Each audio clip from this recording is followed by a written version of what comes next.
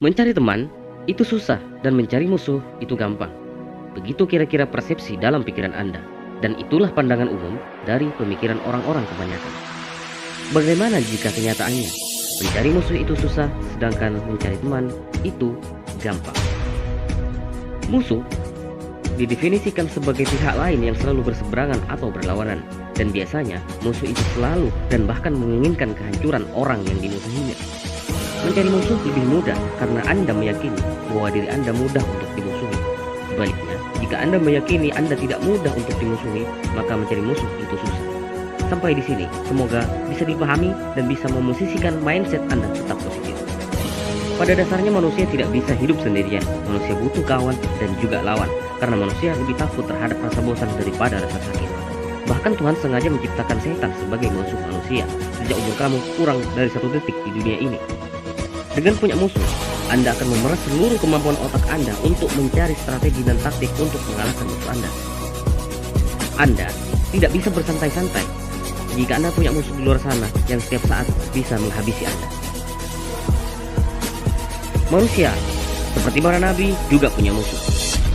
Sehingga dalam perjuangannya menyampaikan ajaran agama, dia tidak bisa berleha-leha saat dirinya selalu berada di bawah ancaman musuhnya. Orang-orang seperti Robert Noyce, Bill Gates, Mark Zuckerberg tahu kalau mereka tidak sendirian di dunia ini menjadi penguasa tunggal teknologi chip, operating system, dan sosial media. China menjadi negara great power karena ia bisa bermusuhan dengan siapapun ketika harus.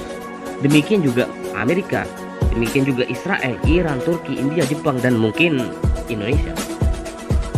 Anda tidak bisa duduk-duduk santai sambil minum kopi dan nonton DVD tiap jam kerja karena mereka tahu kalau setiap saat musuh mereka bisa mengalahkan mereka. Saat ini banyak tokoh bidang agama juga perlu musuh.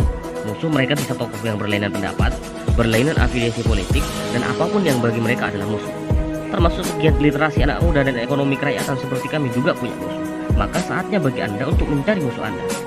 Ketepatan dalam pemilihan musuh Anda adalah menunjukkan spirit dan kapasitas Anda saat ini. Jika Anda merasa musuh Anda adalah preman terminal, maka bisa ditebak Anda bukanlah polisi. Dan apakah musuh Anda adalah pejabat korup saat ini? Maka bisa ditebak bahwa Anda bukanlah pejabat yang jujur.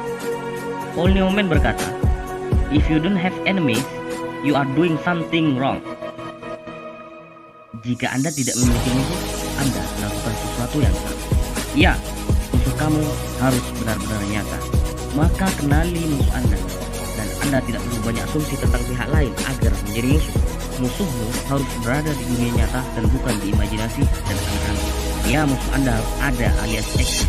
Untuk mengenali musuh Anda harus mengetahui detail kelemahan dan kekuatan musuh, kebiasaan buruk dan kebiasaan baik.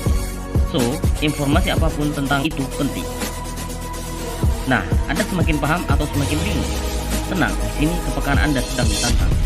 Coba pikirkan, jika Anda berada di arena, maka sebenarnya siapa yang ingin Anda kalahkan? Dan apakah Anda memiliki keberanian melawan? Carilah musuh yang lebih atas, minimal setara dengan Anda.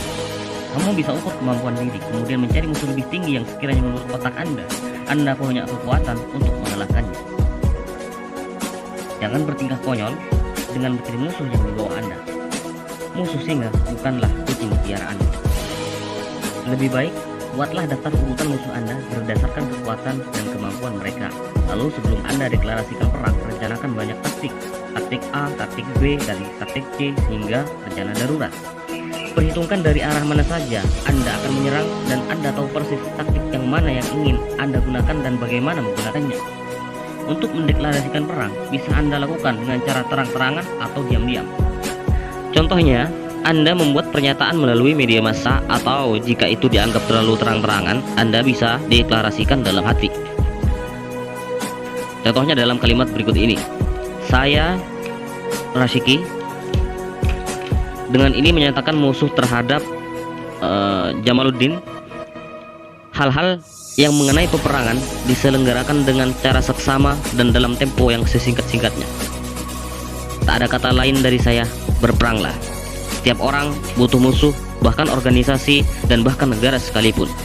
Tanpa musuh tidak ada rasa takut, tanpa rasa takut tidak ada rasa marah, tanpa rasa marah tidak ada rasa cinta.